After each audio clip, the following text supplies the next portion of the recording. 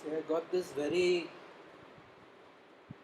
interesting feedback from somebody in Europe.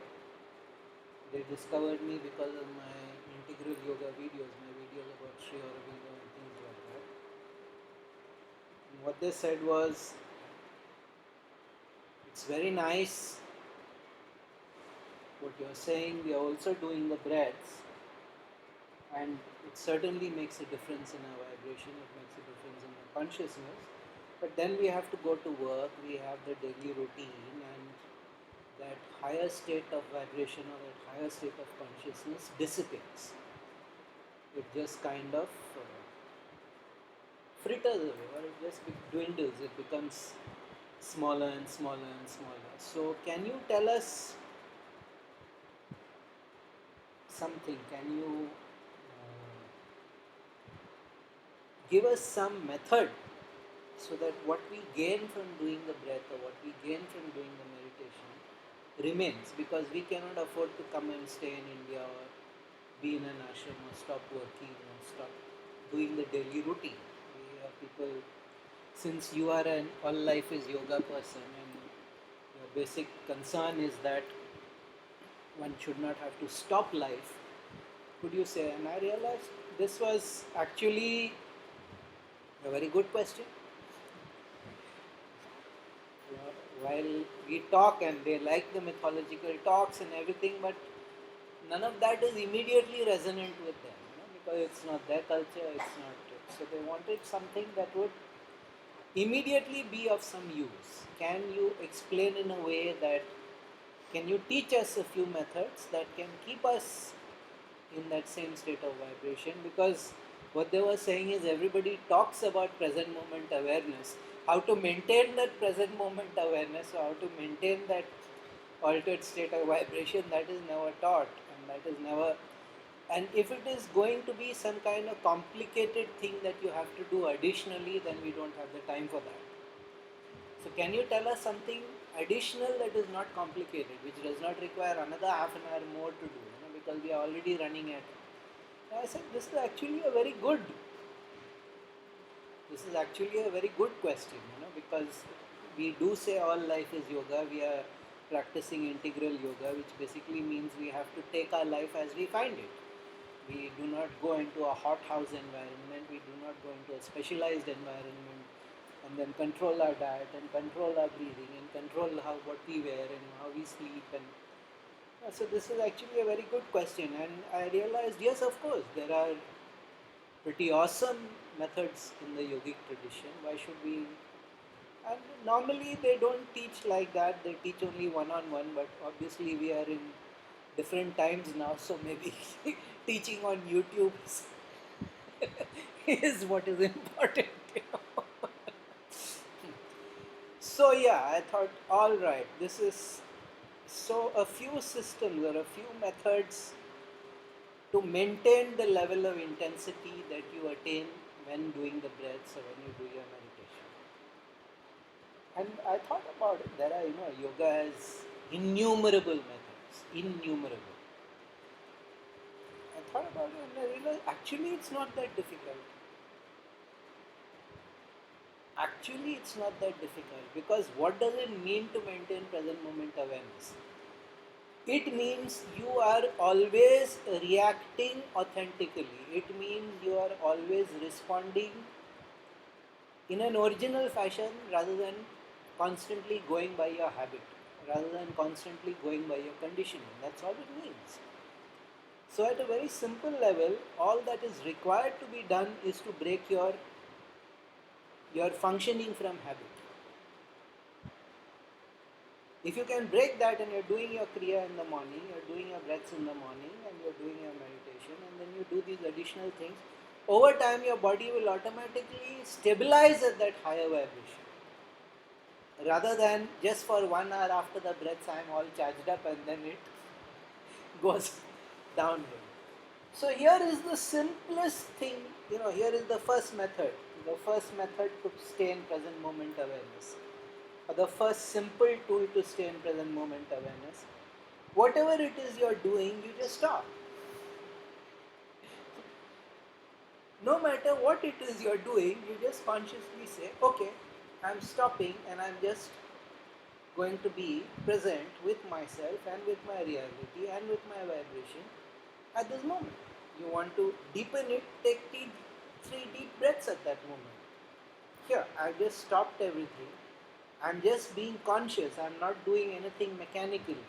I'm not doing anything habitually. I need to feel that I'm vibrating with that same level of intensity as when I do my 8 spiritual breaths. So, okay.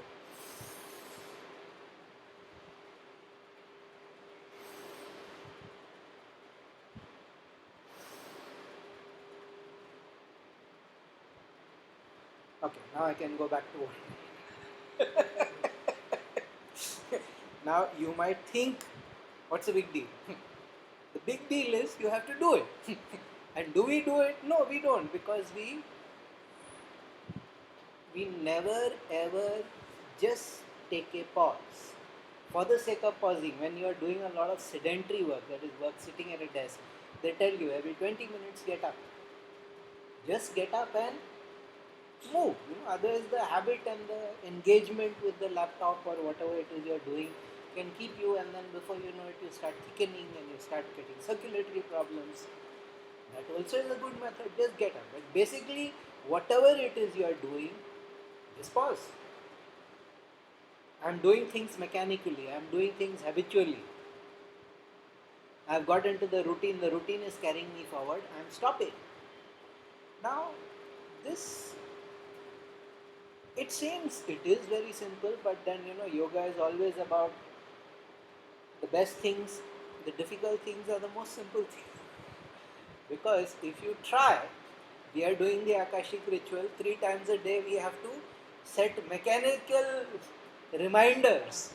Otherwise, people won't do it. Now, that is again a very tremendous present moment awareness centering thing. But you saw the reality. We have to outsource the responsibility to somebody else. And they have to remind us, here is the time to do it. Now, without getting that external input, can you just stop? You know what they say, that the difference between Western culture and Indian culture is that in Western culture they say, don't just sit there, do something. And in Indian culture they say, don't do anything, just sit there.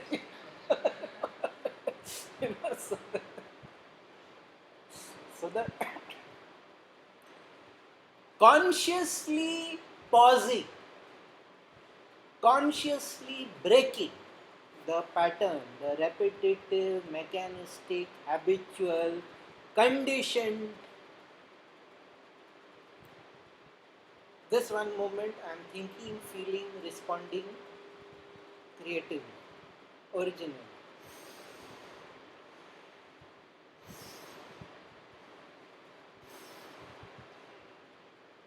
Do as many times as you think you need to do.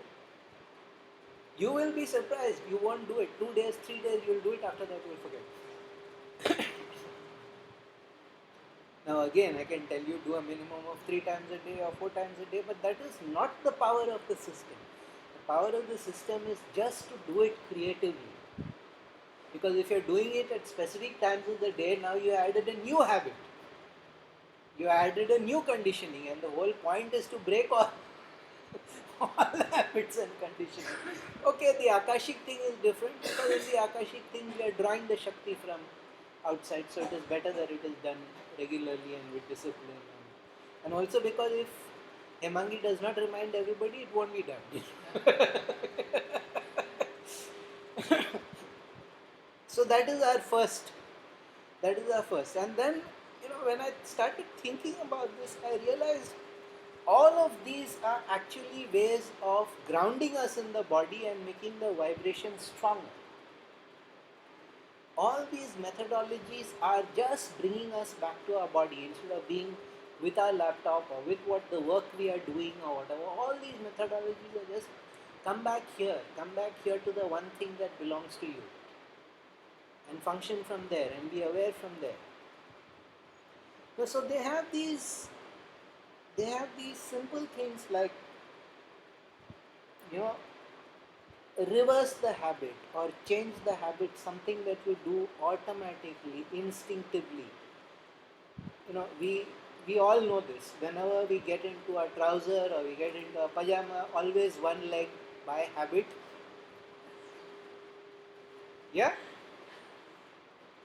Yeah? So the next time we are going to wear a trouser, just pause. Okay.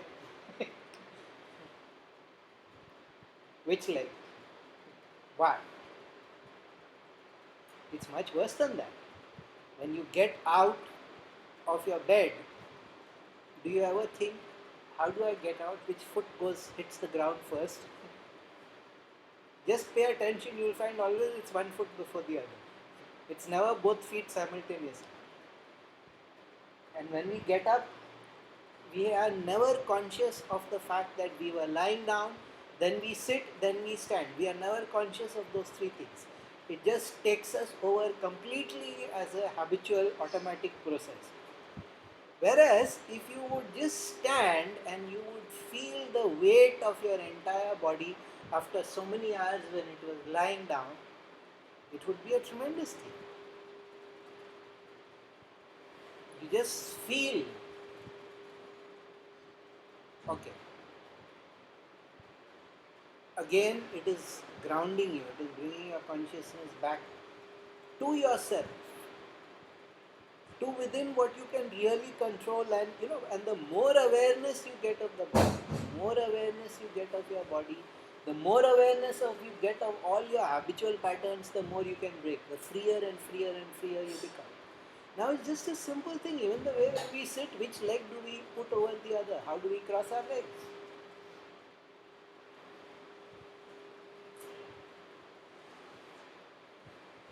That is how much we are conditioned, how much we are in habit. All the time habit, and habit at its deepest level is tamas. It is inertia, it is entropy. It's convenient. Now, in my talk on the tattvas, I have explained the importance of tamas, but that doesn't mean that we make tamas the most important thing. So a simple thing like, you will be shocked if you open a tap. The extent to which you turn it is also habitual. Yeah, some people 1, 2, 3. Yeah. Yes or no? And with the same hand.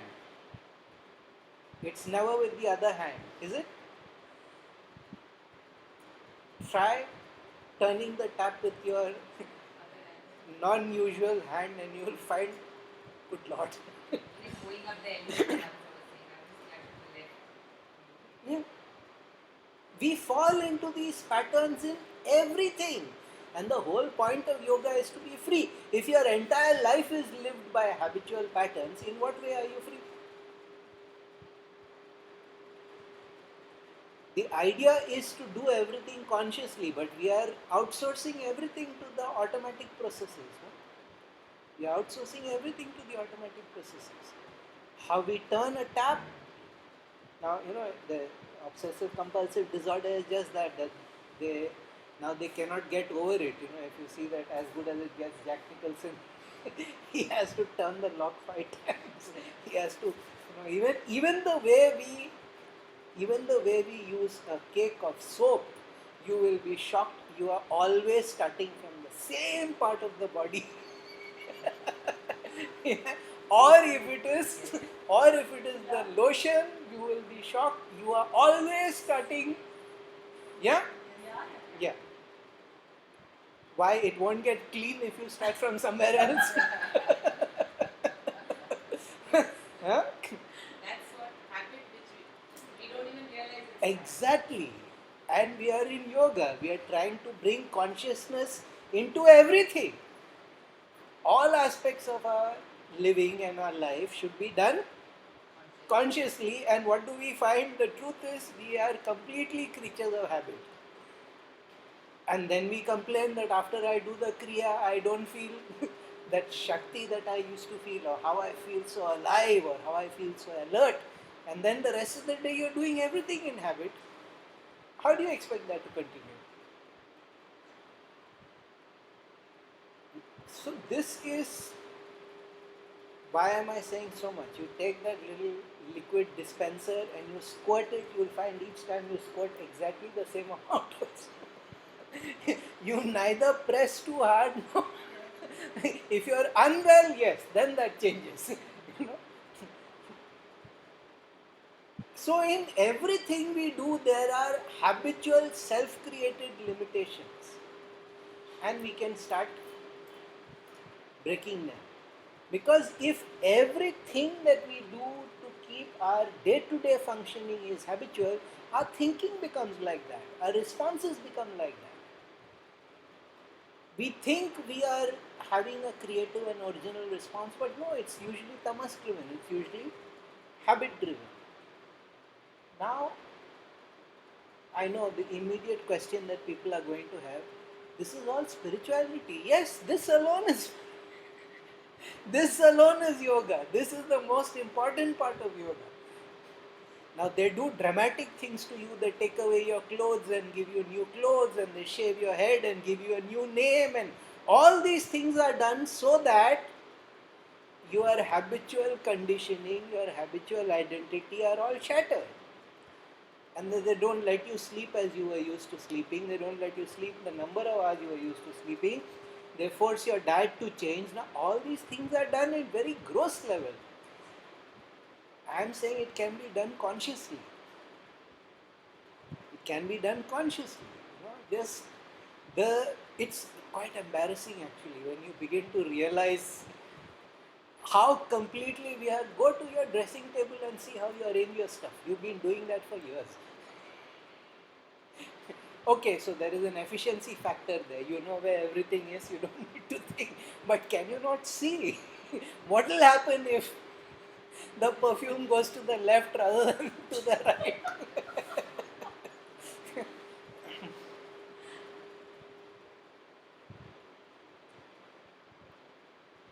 So it is quite one thing to say that I want to learn to be psychologically free and emotionally free, and it's quite another thing to live your day-to-day life, everything that you do in life as a creature of habit. All life is yoga. So how you arrange your perfumes is also yoga. it's it's quite interesting. It's quite fun actually. You know, when I began to first understand these things, it used to stun me that I have no control over my life or what. That everything is a collection of habits. I don't consciously think what I'm going to do. I don't consciously choose what I'm going to do. Everything is just done automatically. Of course, that is efficient. It helps if you have to constantly think about what you're going to do. But when you are consciously aware, it doesn't take any more energy or any more time than to do it by habit. Not at all. That part is what people don't get, and that people don't understand. That is actually maybe as important as doing the breaths every day. Like breaking one's patterns or habits. Now, simple things, they'll actually tell you, go and pick up an object and bring it back. Okay, so I'm picking up my hat and I'm bringing it back. And then they'll tell you, the obvious thing will be, now describe the hat. They won't tell you something that, they'll say smell it. Huh? Yes, smell it. No, deeper. What do you feel? What do you smell? How is that smell different from the other thing? So you have to bring your attention. Is that sweat? Is that my shampoo or whatever it is? Or is that the material? Or is that because of where we pass by and some smoke has got into it? You have to become aware. You have to become aware. Am I smelling also by habit? You'll be surprised how much you are doing it just by habit. Which is why when a new odor hits us, that smells wonderful. What is that? Because it's such a difference from the normal. So you can actually train yourself. Not how does my phone feel, but how does my phone smell? Did it ever occur that the phone might have an odor of its own? Or you can actually.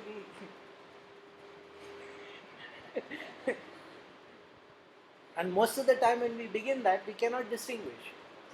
We cannot distinguish between metal and plastic and our own personal sweat on it. But with time, you'll start to realize, oh my God, there is such a lot here. There is a whole menu, olfactory menu. Menu is, that's right. This feels different. And you start realizing things about yourself, that you realize that you are not using your sense of smell at all. You're just going on automatic pilot.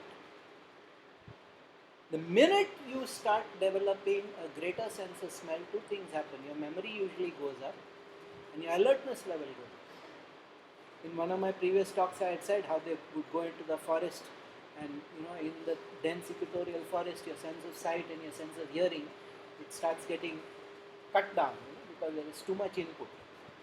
And then you have to start developing your sense of smell. So yogis would go into the forest because the sense of smell would develop, and that would trigger certain other cascading effects in the sadhana, in the kriya and in the meditation, because the sense of smell is now developed. And in most people, sense of smell is tremendously underutilized and underdeveloped, which is why those who are good with that, they get very high paying jobs as tea tasters and perfumers and things like that, because the sense of smell is so bad.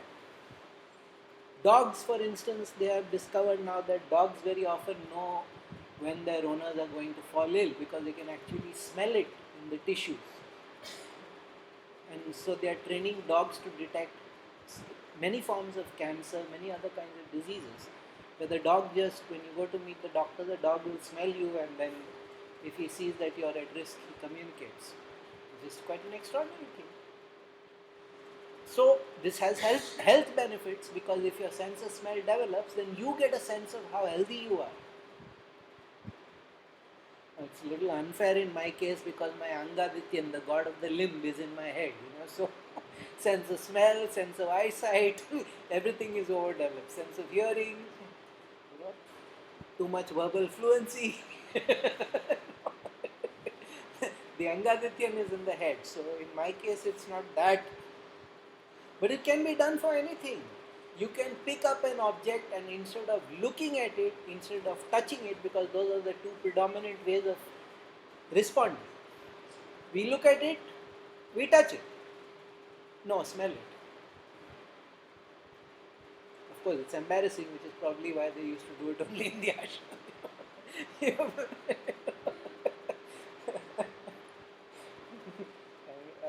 In my early days, before I learned not to freak people out, I could sit in the office with my back to the door, and whoever would come, with my back to them, I could identify them by name. They're like, how did you know? I smelled you. What do you mean? I didn't have a bath? Or I'm wearing too much perfume? No. I smelled you.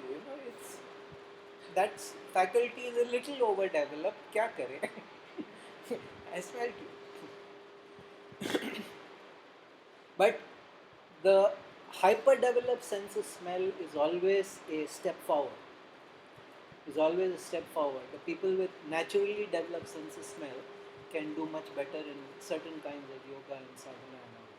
It's very simple. It's a very simple method. So when we look at all those things, then they tell you, okay, look at your hand. This is called the get to know your hand.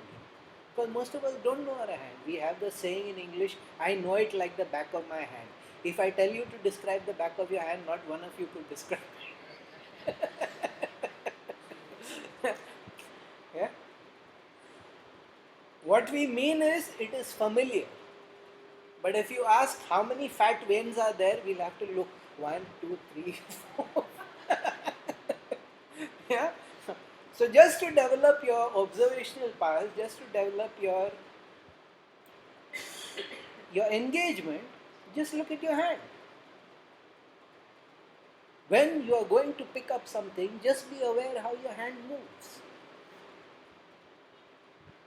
With which finger do you touch something? That also you are probably not aware. Always we lead with particular fingers when we are going to touch something. Usually it's these two fingers. But even that says a lot. Because you know the earth, water, fire, air vibration. So just be aware of your hands. Whenever you go to pick up something, be aware how do your fingers feel when that happens. How does your palm feel? Is there any kind of trembling? Is there any kind of resistance? Just be aware of your hand.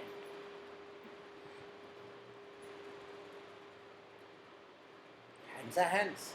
Until it is time to show to somebody who reads the hands, that is the only time we have some kind of, what does that line mean? What does this line mean? But are you aware of how you function with your hands?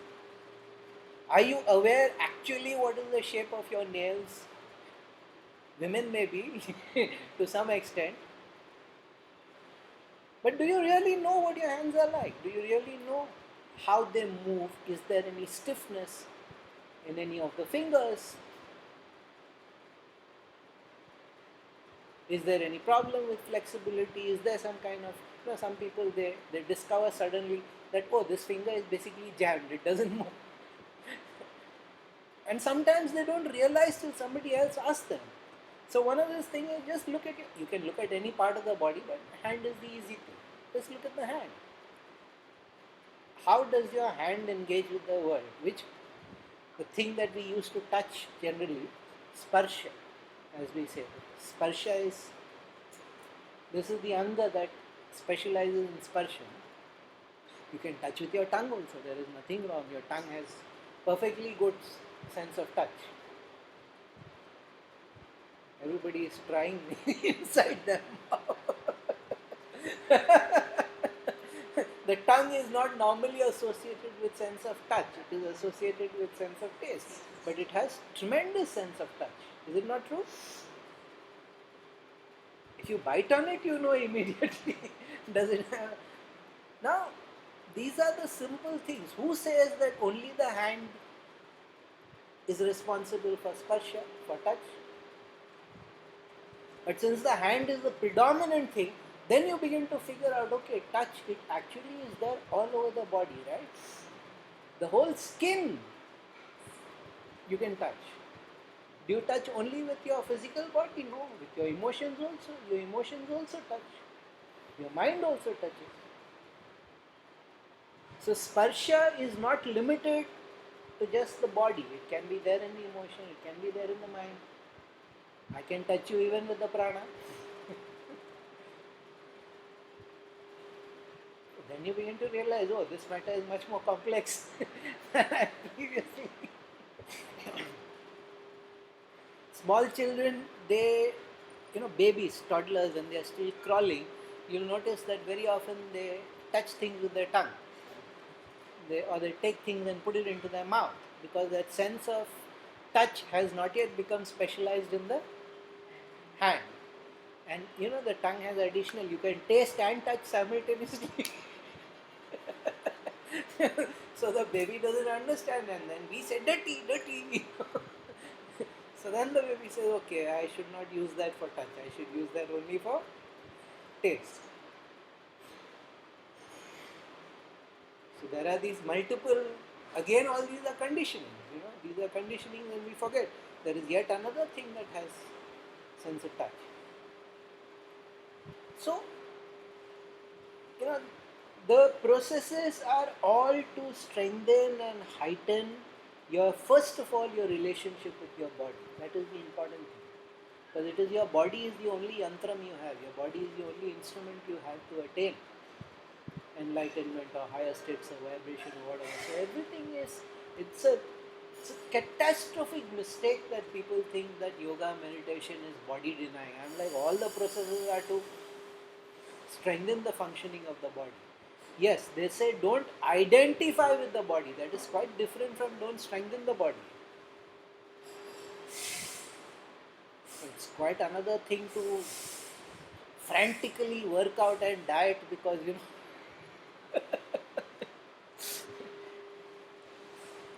recently I met somebody who lost some 45 kilos in a year, and then there's muscular deterioration becoming.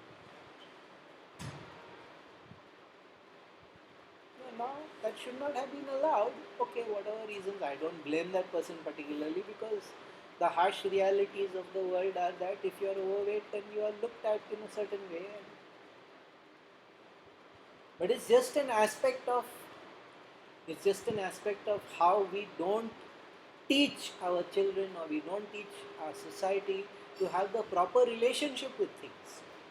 We don't have a proper relationship with sense of touch. We don't have a proper relationship with sense of sight. We don't have a proper relationship with sense of smell. And hearing the dur ki baat hai, because we are determined to pollute everything all the time. The kind of utter nonsense that is called music nowadays, I'm like, oh God, how can people do this to themselves? And the loud sounds. Like one of the greatest social reforms in the country was that the election commission clamped down on the loudspeakers at every street corner. Otherwise, in childhood, I remember how these noise pollution and visual pollution, because every wall would be taken over by campaign posters.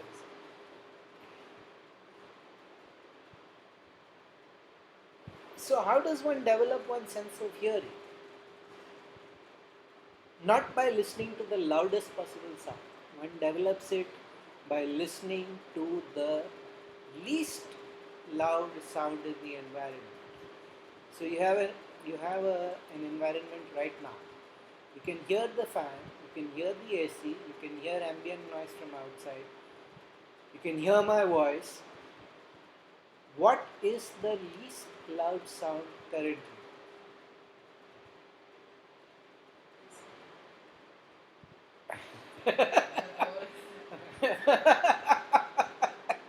You see, these are all, she's right, it's the breath that is the least loud sound. If you really see, you're not focusing, you're focusing still on what is outside, and you're focusing on what is attention grabbing.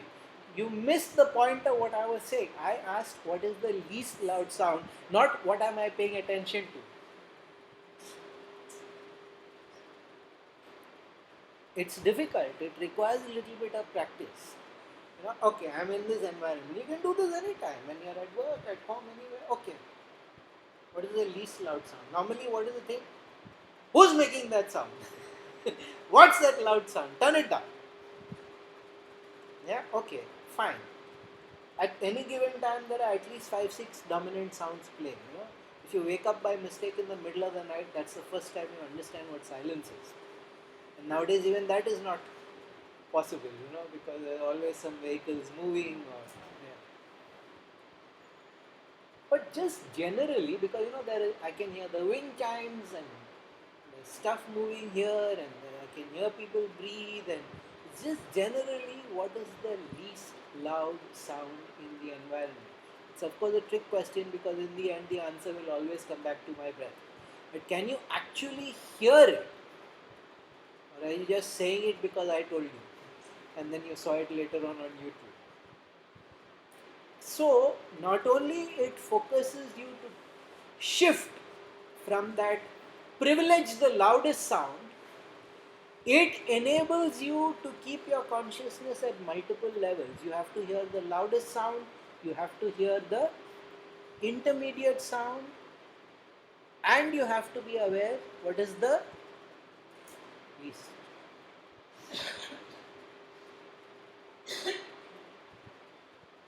Now that requires some practice, that requires some comfort, that requires some heightened awareness, which is the whole point of what we are doing. When we are doing the breaths, there is no doubt the breath is the loudest sound.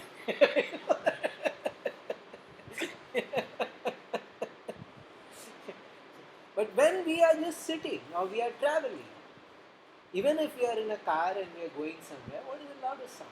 The sound from the outside, the people talking, there's the radio playing, there's the engine of the car going. What is the least loud sound at the moment.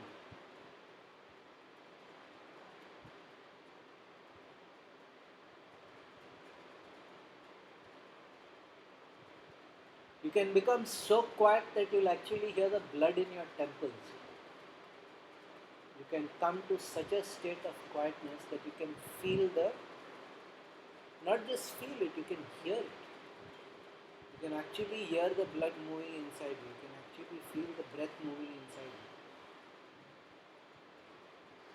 Because with practice, this skill develops very fast. So previously,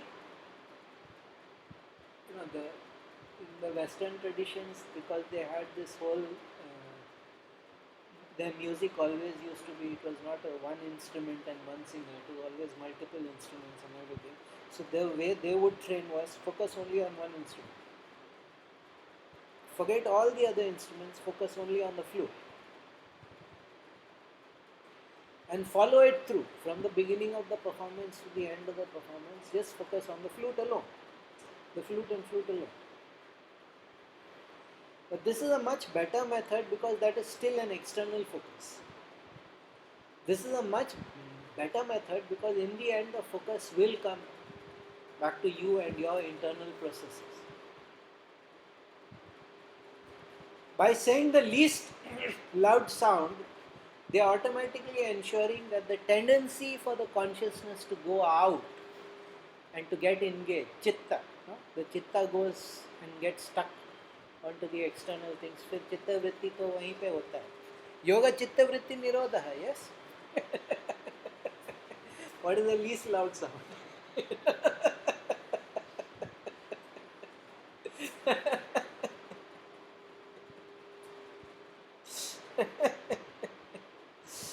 Okay, well this one is going to sound very funny, but it's also a very,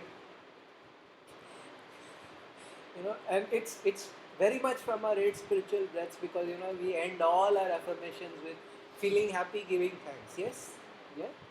So this is a time in the day when you have to be compulsorily happy.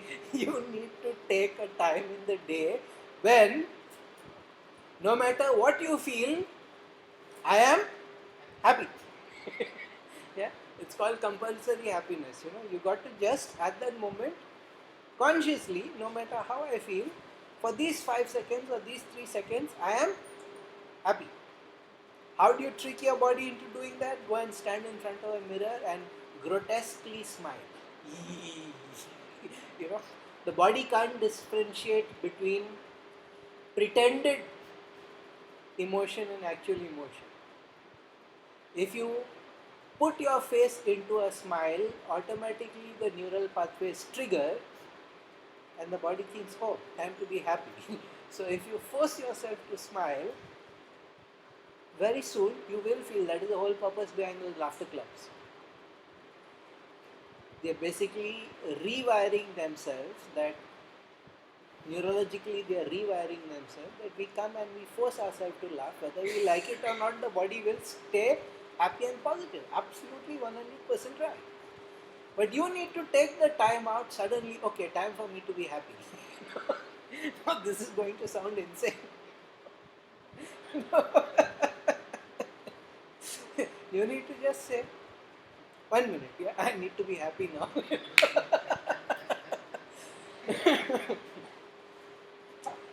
But did you not notice that in all our breaths the affirmation ends with that? All the time they are hammering away.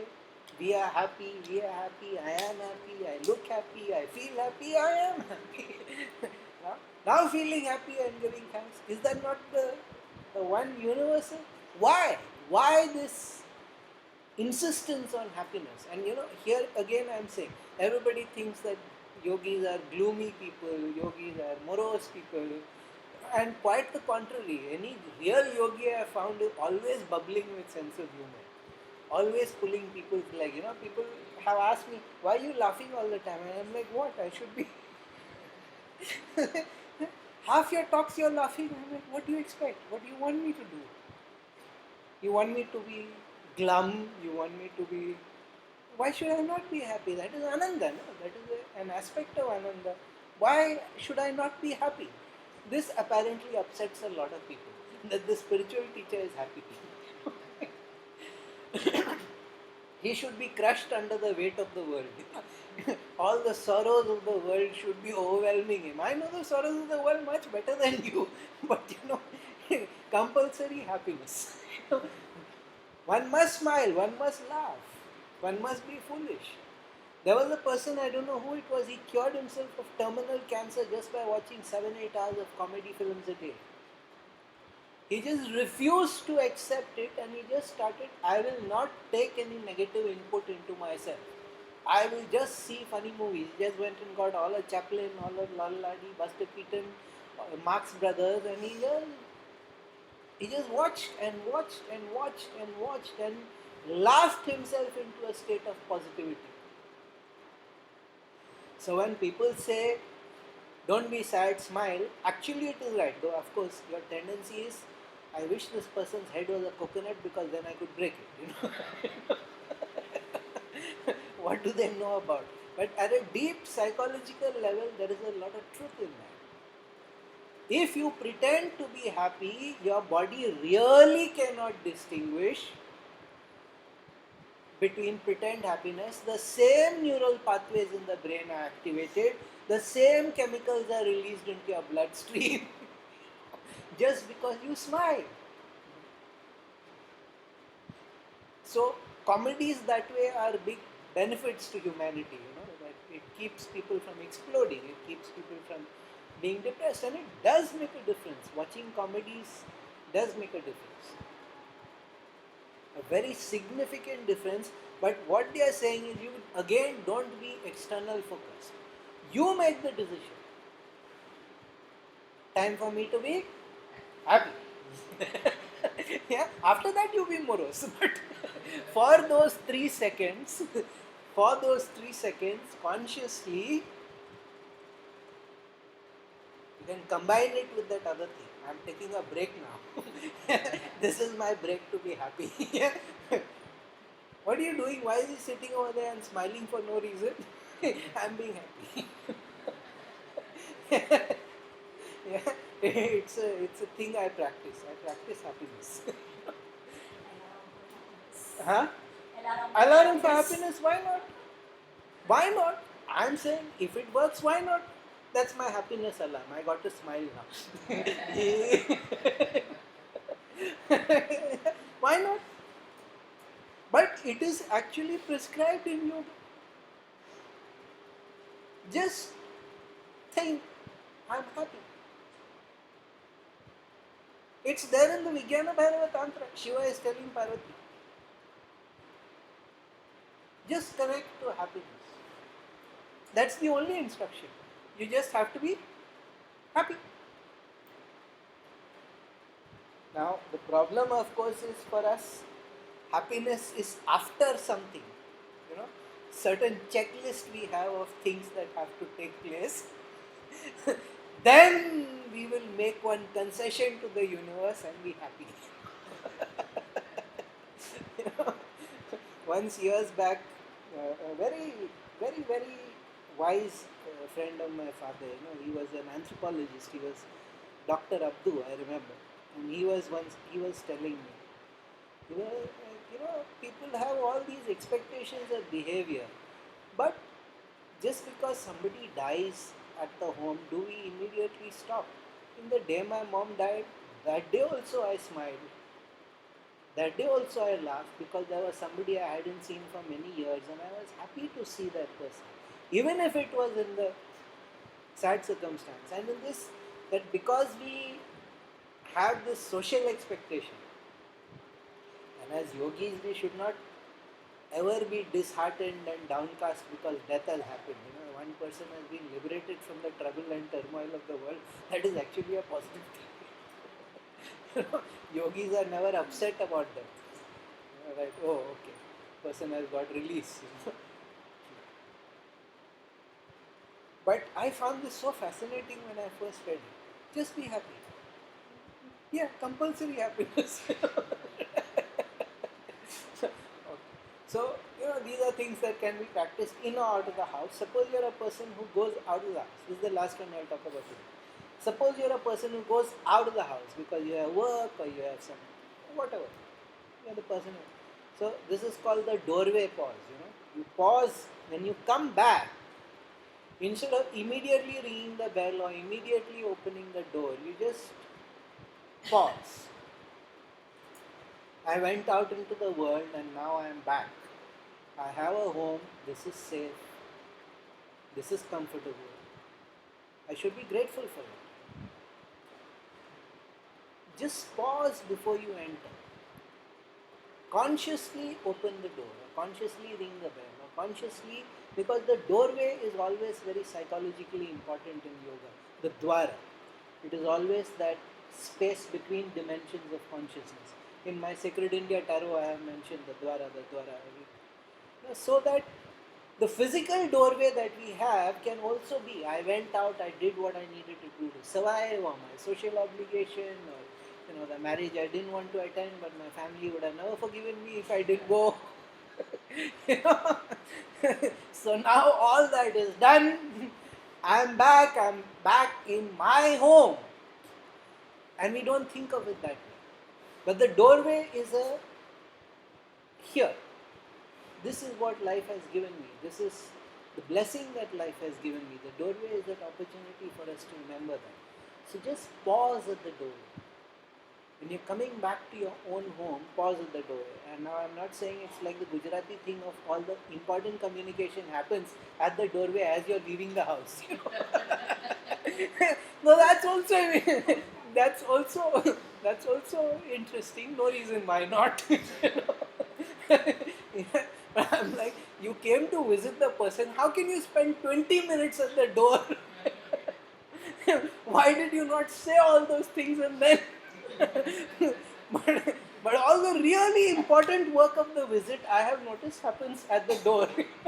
Just as there and all the future planning. You know, when do we meet again? When does this happen? Yeah. So that is another kind of doorway pause. You know? But that is a socially constructed doorway pause. We are talking about internal vibration.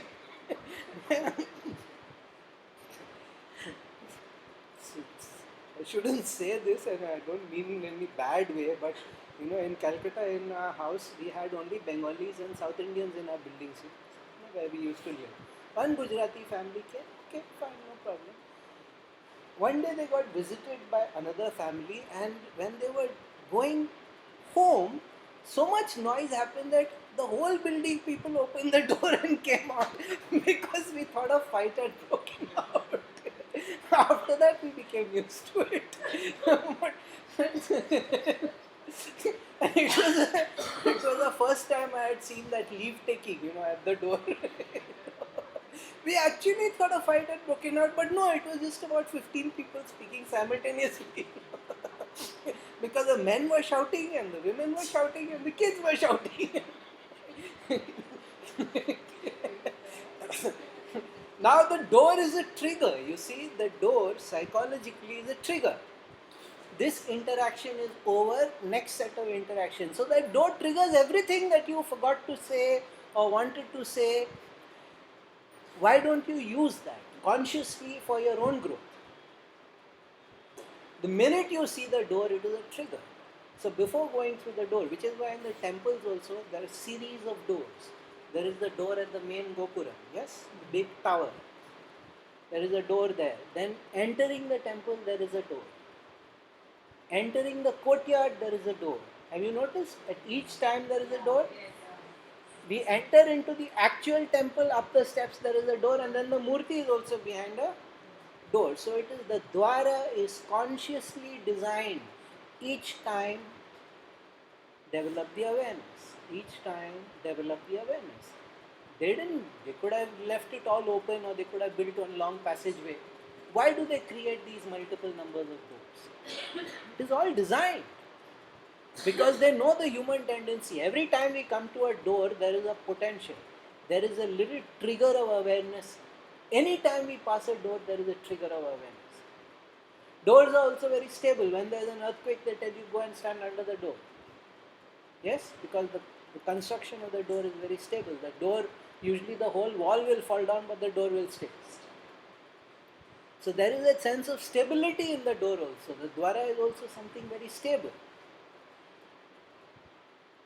So use it. Use all these things consciously. But the numbers of doors that we used to have in the temple were for this reason.